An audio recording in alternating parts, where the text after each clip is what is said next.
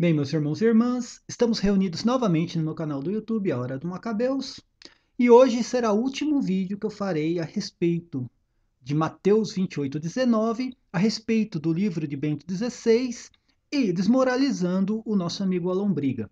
Como todo mundo já sabe, eu chamei o Alon para um debate ao vivo no Hangout para conseguir, de uma vez por todas, desmoralizar a heresia dele, a pessoa dele e todos os sofismas baratos que ele usa para tentar justificar esta heresia. Como um bom protestante, ele se mijou todo, se borrou todo e fugiu do debate. Prestem atenção no que ele escreveu. Ele escreveu assim: me faça um favor, por gentileza, avise ao Macabeus que eu não tenho interesse em debater com ele, nem ao vivo e nem ao morto. Vou responder aos delírios dele através de um artigo no meu site, que deve ficar pronto em 60 dias. É lógico que ele vai escrever um artigo. Todos os protestantes, eles querem apenas vandalizar, vandalizar.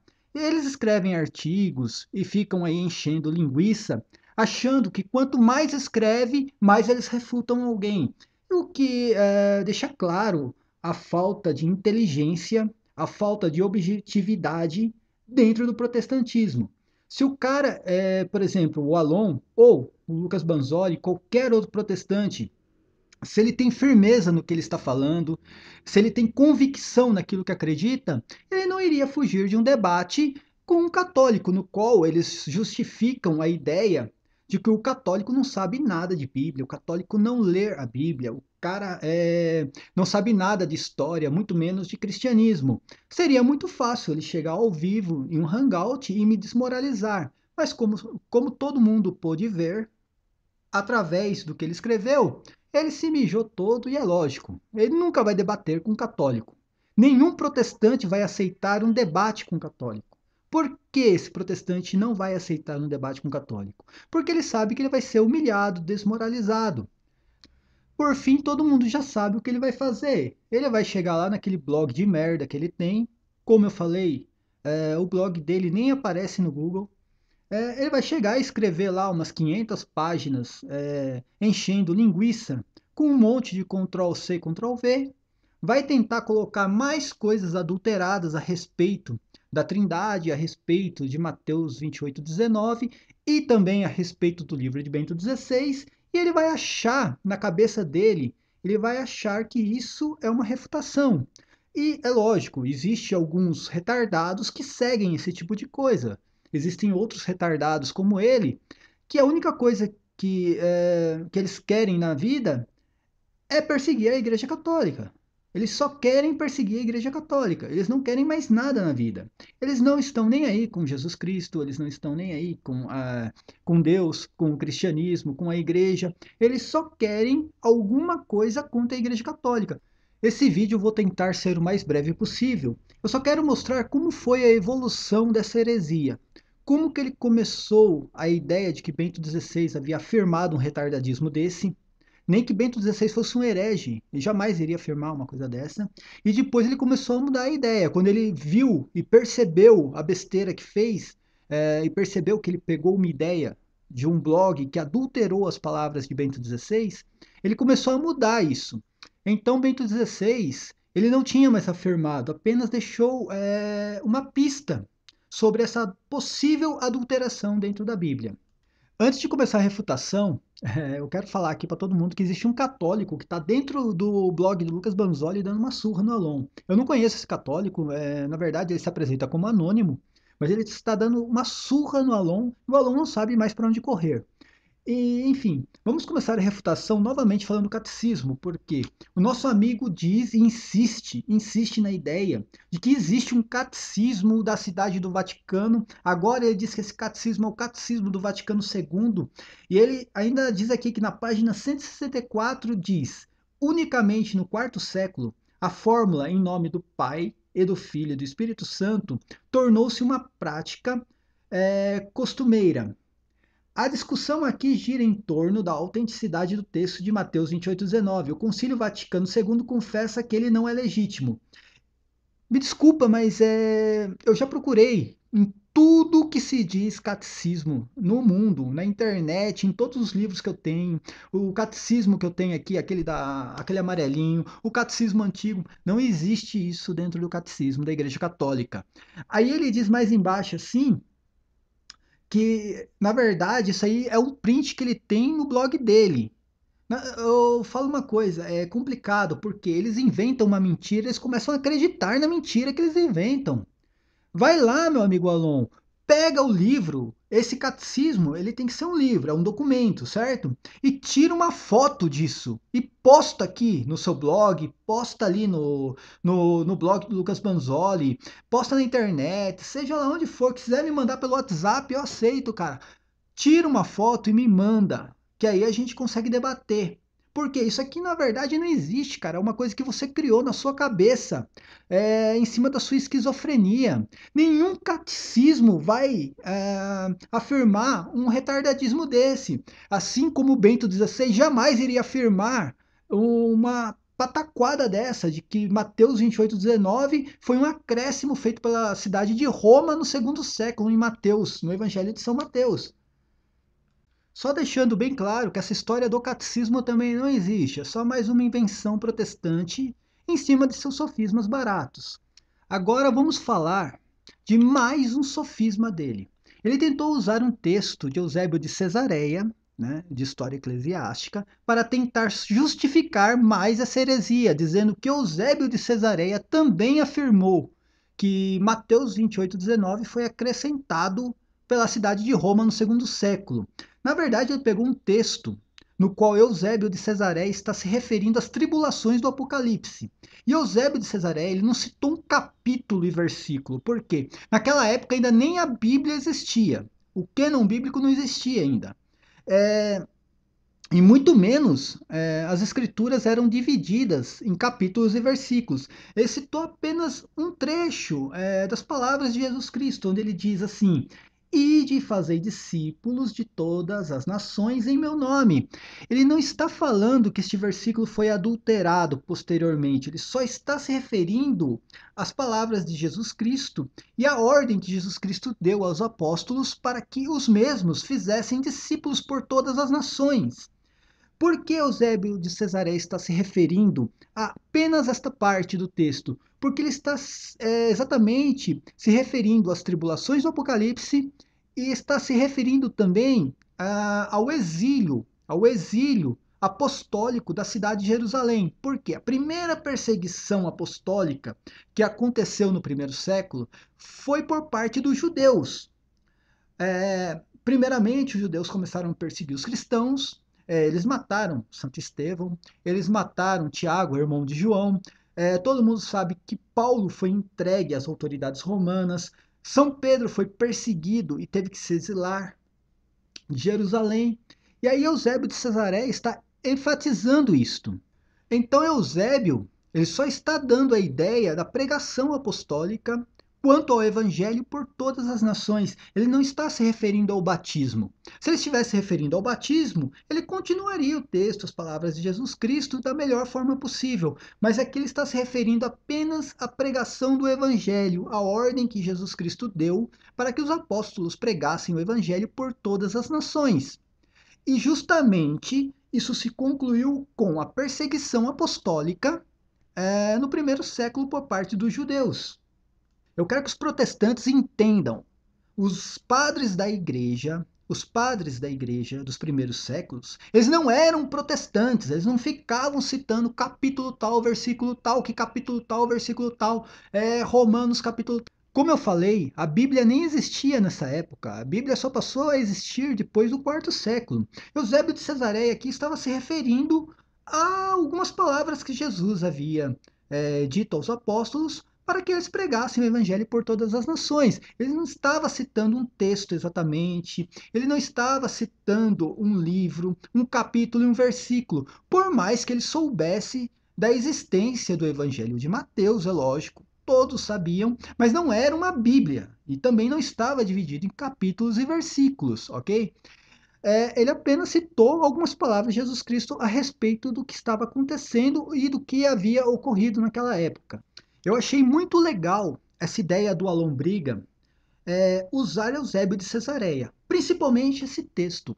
Por quê? Olha o que ele diz. Ele diz assim, Eusébio de Cesareia, na verdade ali ele colocou um acento de Cesareia que não existe. Em sua história eclesiástica, livro 3, aí, capítulo 5, acho, versículo 2, acho que deve ser isso, disse o mesmo. Isso é, isso é mentira, ele diz? Isso também é mentira? É o que ele pergunta para mim. Caramba, eu vou te falar. Graças a Deus o cara está acreditando em Eusébio de Cesareia. Já é um avanço muito grande dentro do protestantismo, principalmente para o Alon. E é muito legal ele usar esse texto porque neste mesmo livro, Eusébio de Cesareia se refere às tribulações do Apocalipse. E eu vou continuar esse texto, né, nos próximos capítulos e mostrar para o Alon que a ideia de Eusébio de Cesareia, a ideia nesse texto, é provar que as tribulações do Apocalipse ocorreram por volta de 72 depois de Cristo, durante o reinado do imperador Vespasiano. Eu vou ler todo o texto que ele citou, preste atenção. Depois da ascensão de nosso Salvador, os judeus acrescentaram ao crime cometido contra ele a invenção de inúmeras ameaças contra os seus apóstolos. Estevão foi o primeiro que eliminaram, apedrejando-o. Depois dele, Tiago, filho de Zebedeu e irmão de João, a quem decapitaram. E depois de todos, Tiago, o que depois da ascensão de nosso Salvador foi o primeiro designado para o trono episcopal de Jerusalém e morreu da forma que já descrevemos. E os demais apóstolos sofreram milhares de ameaças de morte e foram expulsos da terra da Judéia. Preste atenção nesse termo terra, eu sempre falo que terra significa território, né? Não exatamente um planeta. Quando eles se referiam ao planeta, eles falavam mundo, mundo, termo mundo. Terra era referente a território. Continuando o texto. Porém, com o poder de Cristo, que havia lhes dito, ide fazei discípulos de todas as nações em meu nome, dirigiram seus passos para todas as nações para ensinar a mensagem.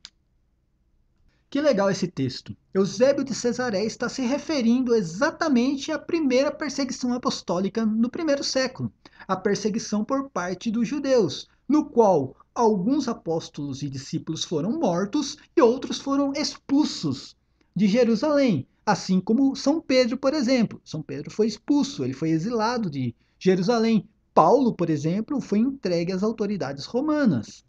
O que acontece? Agora eu vou continuar a mensagem de Eusébio de Cesareia, vou continuar aquilo que ele escreveu e que o Alon não postou nos próximos capítulos do mesmo livro. Presta atenção no que Eusébio de Cesareia escreveu a respeito das tribulações do Apocalipse. Ó, depois da ascensão do nosso Salvador, os judeus acrescentaram ao crime cometido contra ele a invenção de inúmeras ameaças contra os apóstolos. Isso foi o texto que ele citou. Preste atenção no que vem logo depois. E não apenas eles, também o povo da igreja de Jerusalém, por seguir um oráculo enviado por revelação aos notáveis do lugar, receberam a ordem de mudar de cidade antes da guerra e habitar certa cidade da Pérea chamada Pela.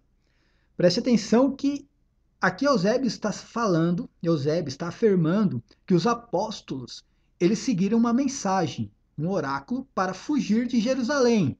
Lembra lá do Apocalipse, sai dela, meu povo? Então, é exatamente isso. Continuando o texto.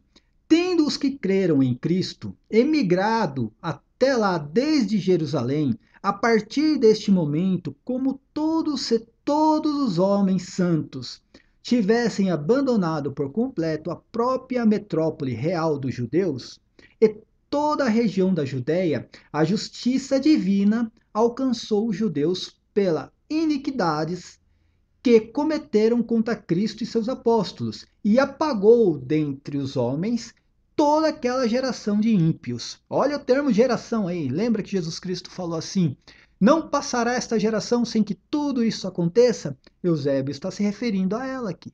Eusébio está afirmando que o castigo lá, a justiça divina, alcançou Jerusalém, alcançou os judeus por todos os crimes que eles cometeram. Agora, continuando.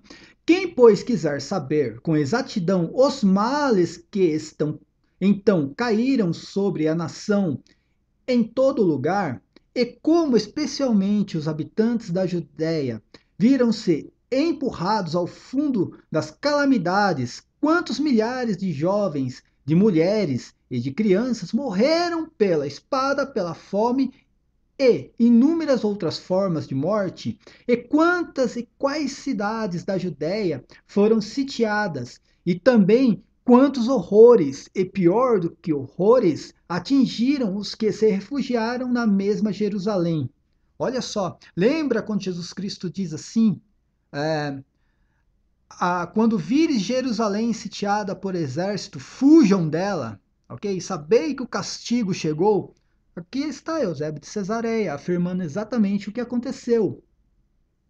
Aí, continuando, ele diz assim, por ser uma metrópole muito fortificada, porque Jerusalém, na verdade, existia o território de Jerusalém, território todo, e existia apenas a cidade fortificada, que era toda murada, para onde todo mundo corria em um caso de guerra. Por isso que lá em Hebreus diz que Jerusalém, que Jesus Cristo, ele foi crucificado fora das portas de Jerusalém. Não quer dizer que foi fora de Jerusalém, sim fora da cidade fortificada, mas estava dentro do território. O Monte do Calvário estava dentro do território de Jerusalém. E continuando, assim como a índole de toda a guerra, os acontecimentos que nela se sucederam, e como finalmente a abominação da desolação anunciada pelos profetas, olha, a desolação anunciada pelos profetas. Lembra que Jesus Cristo cita isso lá em Mateus 24? A desolação no lugar santo? Então está aqui. Se instalou no próprio templo de Deus, tão célebre antigamente, que sofreu todo tipo de destruição e, por último, foi aniquilado pelo fogo. Tudo isso encontrará na narrativa escrita por Flávio Joséfo. Quem não sabe, Eusébio de Cesareia, ele era um leitor de Flávio Joséfo. Por quê? Flávio Joséfo foi o cara que narrou todas as tribulações do Apocalipse. João escreveu a profecia e Joséfo, que não era cristão, ele narrou como aquilo aconteceu. É só ler. É só ler, parar de preguiça e começar a ler. Principalmente aquilo que eles citam, porque isso aqui que o Alombriga ele citou, esse texto de Eusébio, é um tiro no pé dele. Né? E agora, continuando a última parte do texto que ele não citou, no capítulo 7 diz assim, desculpa, continuando o mesmo livro, lá no capítulo 7 diz assim, é justo acrescentar a pregação infalível de nosso Salvador, pelo qual mostrava essas mesmas coisas quanto profetizava assim, ai das que estiverem grávidas e das que amamentarem naqueles dias. Orai para que a vossa fuga não se dê no inverno, nem no sábado, porque nesse tempo haverá grande tribulação, como desde o princípio do mundo até agora não tem havido, nem haverá jamais. Esse texto que Eusébio de Cesareia citou de uma forma oral, nós encontramos aonde? Por exemplo, lá no Evangelho de São Marcos. Esse texto a gente consegue retirar do Evangelho de São Marcos. Eusébio não está citando qual o evangelho que ele retirou isso, porque ele recebeu uma pregação oral. Mas ele está citando as palavras de Jesus Cristo a respeito da grande tribulação. E continuando o texto, e isso aqui é decorrente do mesmo texto citado pelo Alon, ele diz assim, olha, somando o número total de mortos, o escritor diz que pela fome e pela espada pereceram 1.100.000 pessoas. Esse escritor está citando Flávio Joséfo. Que os rebeldes e bandidos que ainda sobraram foram se denunciando uns aos outros depois da tomada da cidade e foram executados. Que os jovens mais esbeltos e que sobressaíam por sua beleza física foram reservados para a cerimônia do triunfo e do resto da população.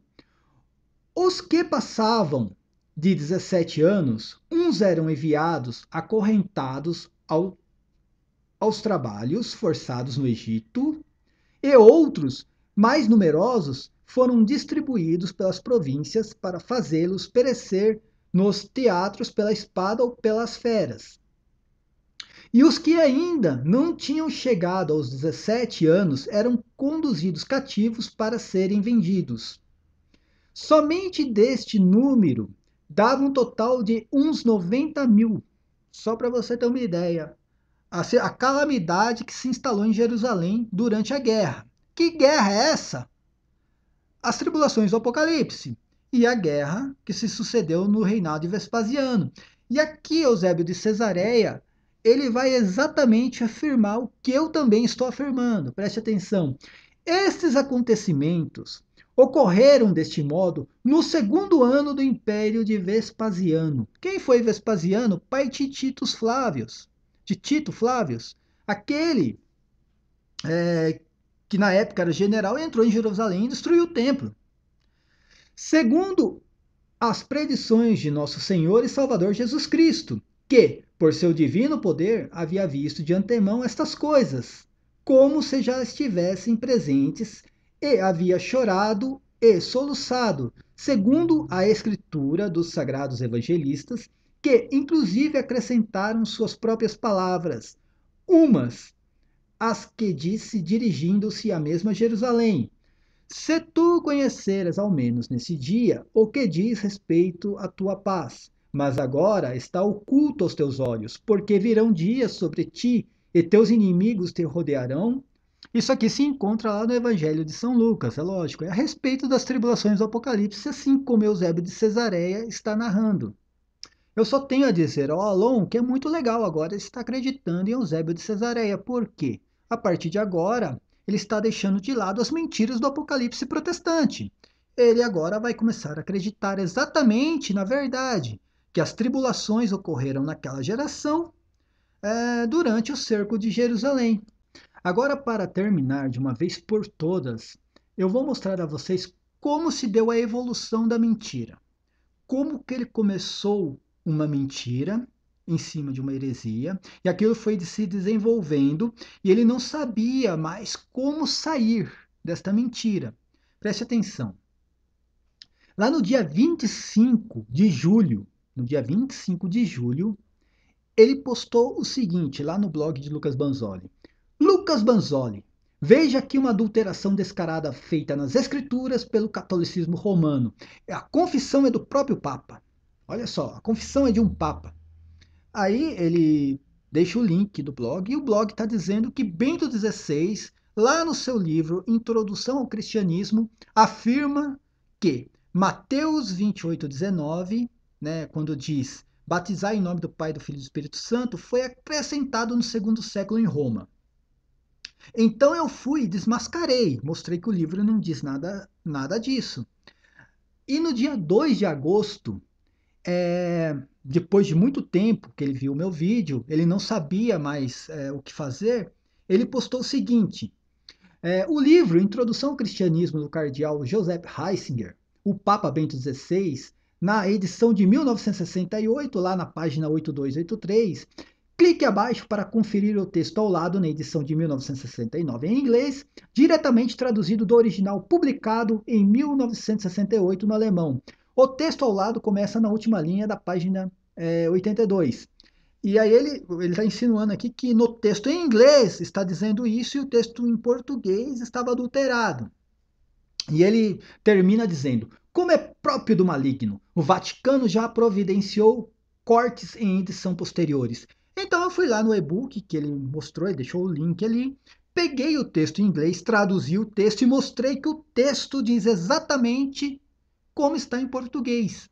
Não existia aquilo que ele estava afirmando.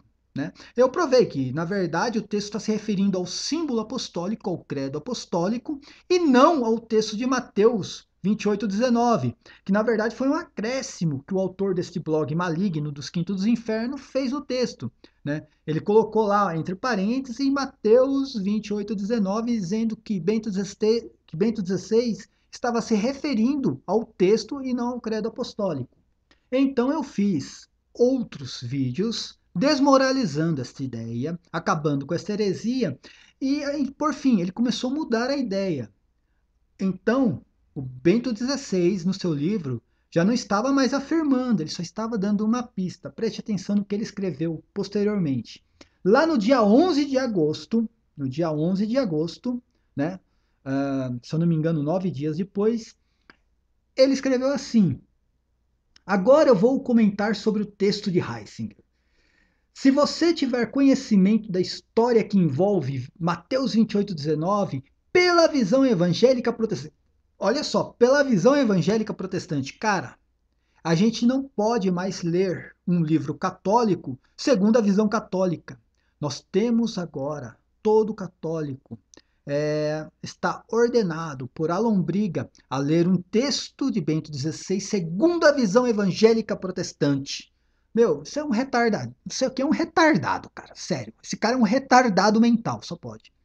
E continuando a besteira que ele escreveu, ele fala assim: vai perceber claramente através das declarações do ex-papa que o texto no modelo trinitário foi mesmo uma interpolação. Cara, sinceramente, eu não sei exatamente por que eles tentam escrever desta forma, mas eles querem dar uma, ou mostrar a todo mundo que eles são pessoas cultas, né? Enfim, todo mundo sabe que o cara não sabe nem interpretar um texto de Bento XVI, quanto mais a Bíblia Sagrada. E aí ele diz assim: eu posso te refutar até usando a sua tese de que Heisinger discorre apenas sobre o credo. Olha como ele já mudou a ideia. Então, eu posso refutar usando a sua tese de que Bento XVI falava apenas do credo apostólico. Aí ele diz: o texto do ex-papa deixa algumas pistas. Olha só, o cara já não está mais afirmando agora. O Papa já não está mais afirmando. Ele apenas deixa algumas pistas da heresia do nosso amigo Alombriga. Ele diz assim, confirmando a inautenticidade da frase em nome do Pai, do Filho e do Espírito Santo. Vocês conseguiram perceber a evolução? A primeira e a segunda postagem ele diz que o Papa afirmava. Agora ele diz que o Papa deixa apenas algumas pistas. E então ele faz mais uma postagem, e é a pior de todas, cara. Ele diz assim: vocês consideram que o credo apostólico foi construído no terceiro século? Não foi criado pelos apóstolos? Vocês nem se importam com isso? Tipo, ele está indignado. O cara está indignado porque o Papa agora diz que o credo apostólico é, ele foi elaborado no segundo século. Cara, o cara é um retardado mental. Credo apostólico é uma coisa, doutrina é outra. O credo apostólico é a elaboração de um texto. Os 12 artigos do credo apostólico. Mas enfim, eu não vou bater mais nessa tecla, ele já sabe, ele está dando uma de retardado, uma de... a desonestidade dele é tão grande que ele está dando uma de desentendido. E aí ele diz assim, Heisinger, mesmo de forma implícita, olha só, mesmo de forma implícita, cara, eu tenho que dar uma risada agora, sinceramente.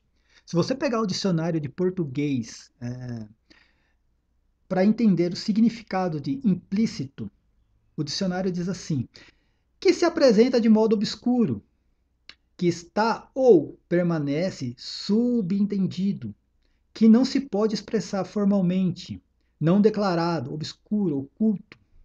É mais ou menos essa ideia que ele está tentando passar.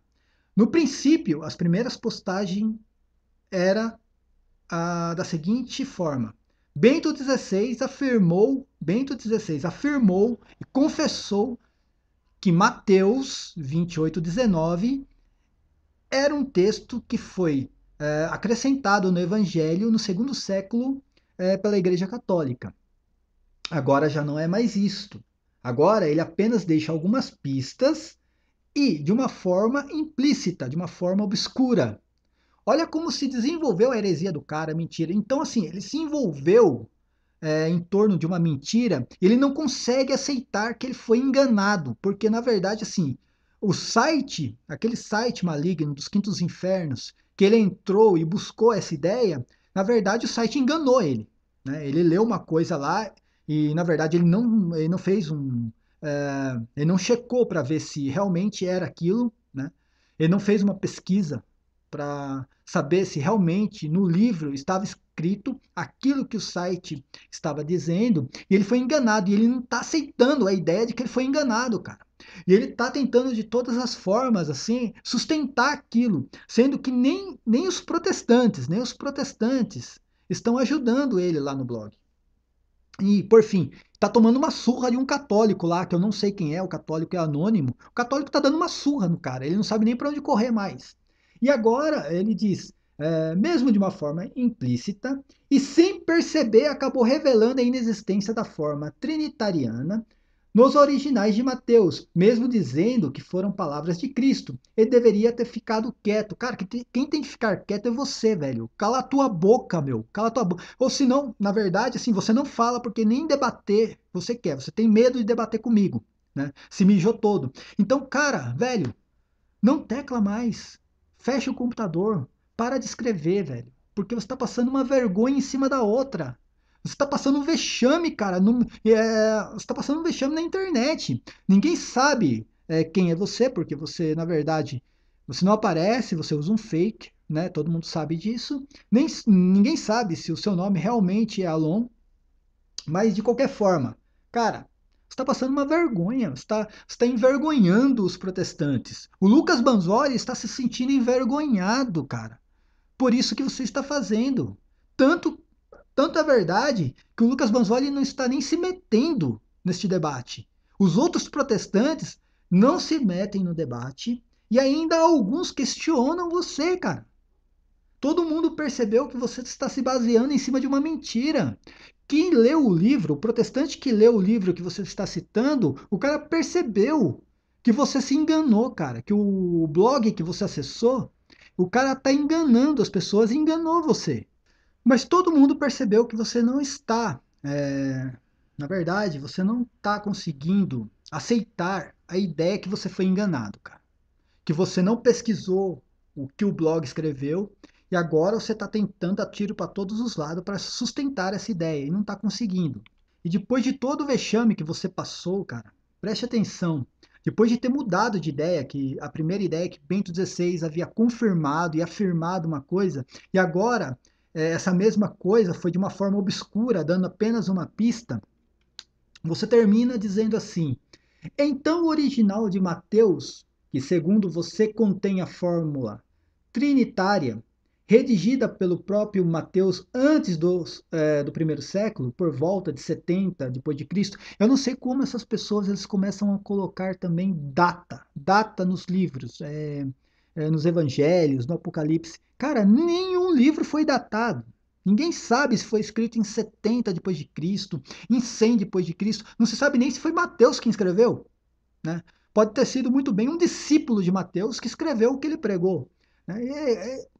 É impressionante. O protestante ele quer afirmar as coisas que ele mesmo não sabe, mas está lá.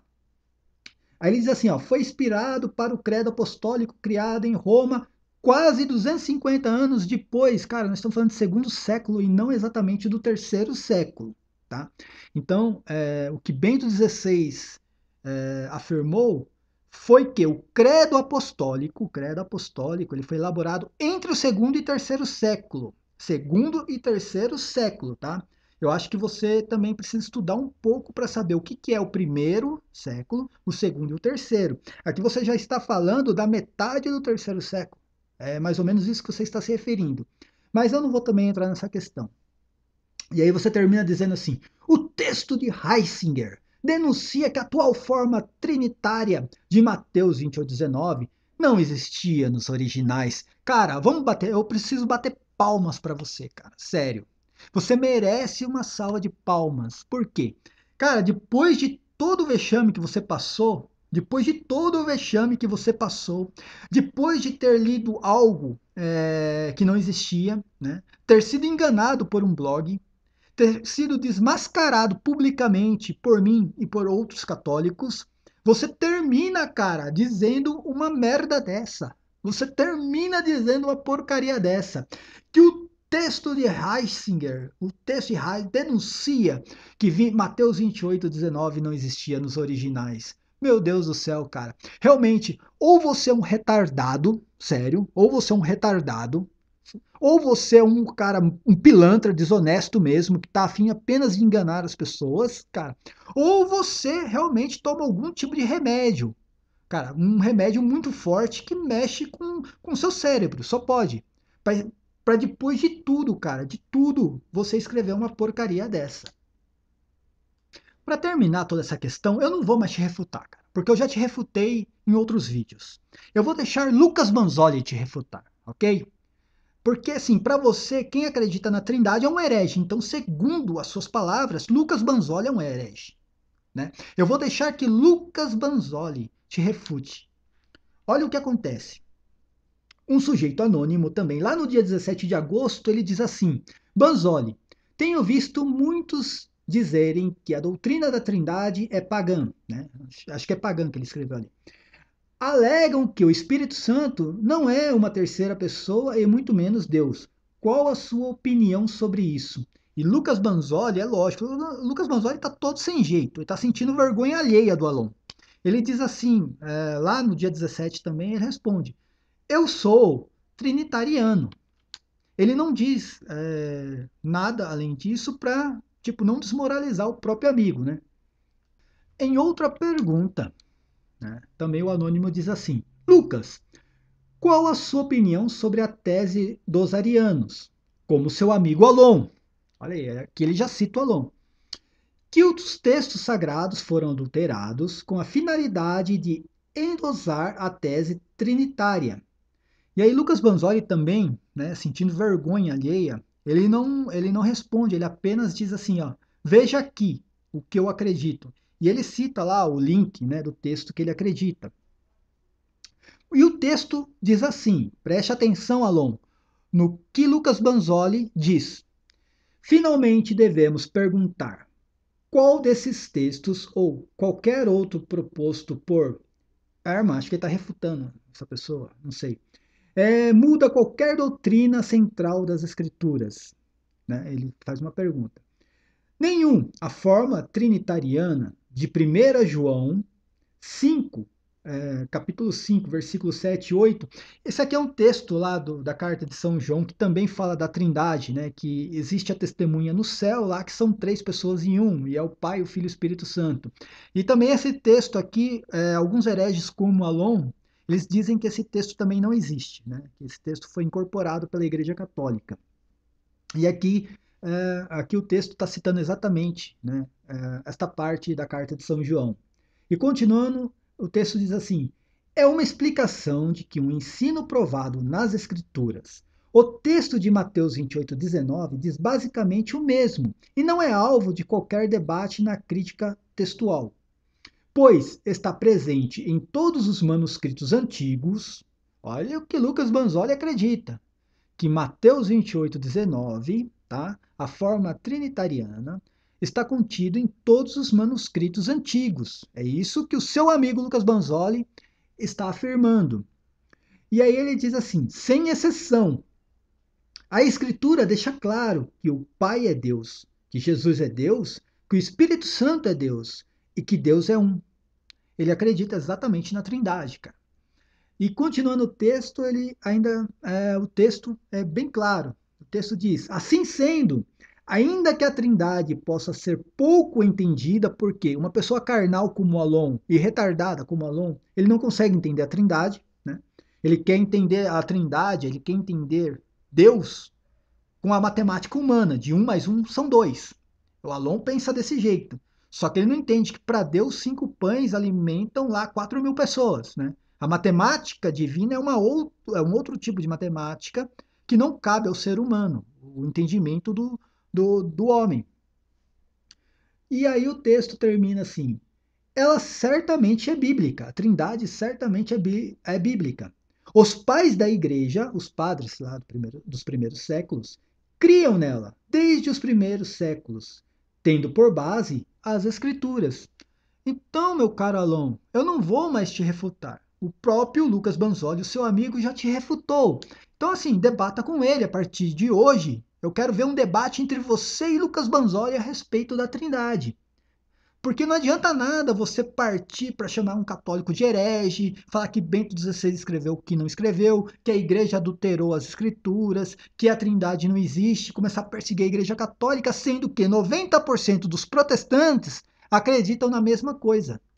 É muito legal que o último suspiro que o nosso amigo Alon deu a respeito disso foi escrevendo mais uma idiotice, né? Mais uma palhaçada. Ele escreve assim, preste atenção. Lá no dia 17 de agosto ele escreve: Anônimo, este anônimo é o católico que está dando uma surra nele. Vem aqui para baixo e me responda. João Batista batizou Jesus em nome de quem? João Batista não batizou Jesus em nome de ninguém, rapaz. Aprenda a ler a Bíblia, pelo amor de Deus. Lá em Atos Apóstolos, capítulo 19, Paulo, quando encontra lá os discípulos de Éfeso, o que ele fala para os discípulos? Em que batismo vocês foram batizados? E ele fala: nós fomos batizados no batismo de João. E ele mesmo, Paulo diz: o batismo de João não é o batismo cristão, não é o batismo de Jesus Cristo, tá? Não tem nome de Jesus, o batismo dele era apenas um batismo de purificação, de arrependimento, para que as pessoas se preparassem para a vinda do Messias. Depois da vinda do Messias, depois do batismo em Jesus Cristo, aí sim se forma o batismo em nome da Trindade. Nós vemos Jesus Cristo sendo batizado, a voz de Deus no céu dizendo que aquele era o seu filho amado e o Espírito Santo descendo sobre ele. Ali está a Trindade dentro do batismo. A partir daquele momento se inicia o batismo cristão. Cara, mas que pergunta mais retardada foi essa, meu? Olha, sinceramente, meu, a Bíblia na mão de um protestante, cara, é um perigo, velho. É um perigo.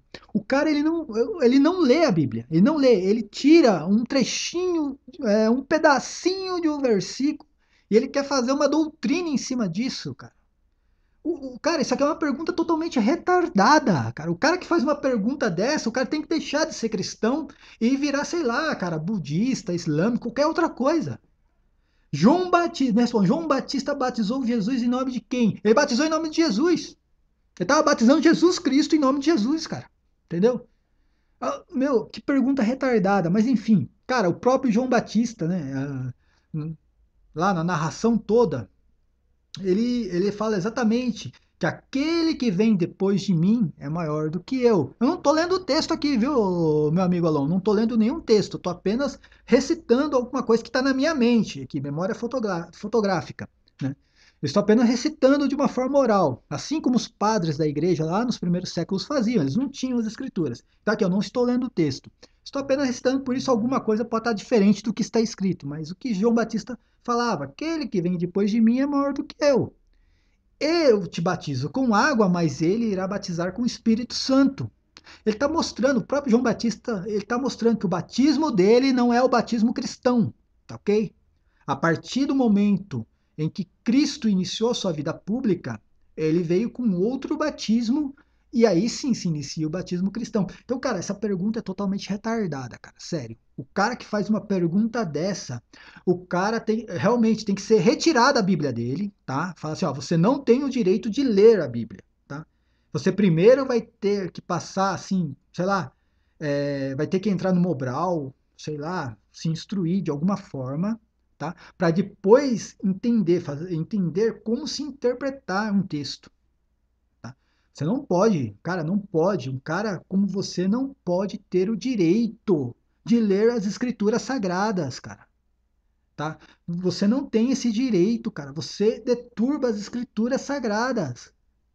Além de mutilar a Bíblia, porque hoje nós sabemos que você não segue mais a Bíblia, você segue o Evangelho segundo Alon, o Evangelho que você está escrevendo, segundo o que você acha que seja Deus. Mas eu não vou também entrar nesse mérito aqui. Você escreva o que o senhor quiser, acredite no que o senhor quiser. O que você não pode é pegar as escrituras sagradas, tá? E inventar uma heresia em cima delas. E, cara, uma pergunta retardada dessa deixa claro, cara, que você não tem o mínimo de condição, o mínimo para interpretar um texto. E depois dessa pérola, né, desta pergunta retardada, eu vou terminar o vídeo, né, e também essa série de refutações a respeito da sua heresia, eu vou terminar esse vídeo aqui mostrando novamente o texto de Bento XVI, agora de uma forma mais didática, né? Eu vou mostrar exatamente o que ele escreveu, né? E assim vou encerrar essa parada e a partir de hoje você vai debater com Lucas Banzoli a respeito da Trindade, ok? Então, o texto que ele citou, como eu já mencionei em outros vídeos, está no livro de Bento XVI e ele começa se referindo ao credo apostólico. Lá no primeiro grifo nós podemos ver preliminares, a história e a estrutura do símbolo apostólico. Eu não vou ler mais todo o texto, que eu já li várias vezes, só mostrando que o texto, aqui no segundo parágrafo, lá onde está em azul, o quadradinho azul, Bento XVI está se referindo à origem, preste atenção, à origem e à estrutura do símbolo apostólico, tá ok? Ou seja, do credo apostólico. E ali, no texto que ele cita lá, que Bento XVI havia afirmado tal coisa, o texto também está ali em quadradinho, está lá assim, ó, forma básica do nosso símbolo apostólico. A forma básica do nosso símbolo apostólico, tá? Ele continua se referindo ao símbolo apostólico. Então, no primeiro quadradinho ali, ele está se referindo à origem, no segundo está se referindo à forma do símbolo apostólico. Ele diz que cristalizou-se no decorrer do segundo século em conexão com o rito batismal. Ou seja, né, o credo apostólico, né, se cristalizou, se originou-se ali no segundo século, foi formulado no segundo século em conexão com o rito batismal, tá? Ele não está falando que o rito batismal se originou também no segundo século, nada disso. Ele está falando que o rito do batismo, a liturgia do batismo lá, já existia e o símbolo apostólico foi elaborado em conexão com esse rito.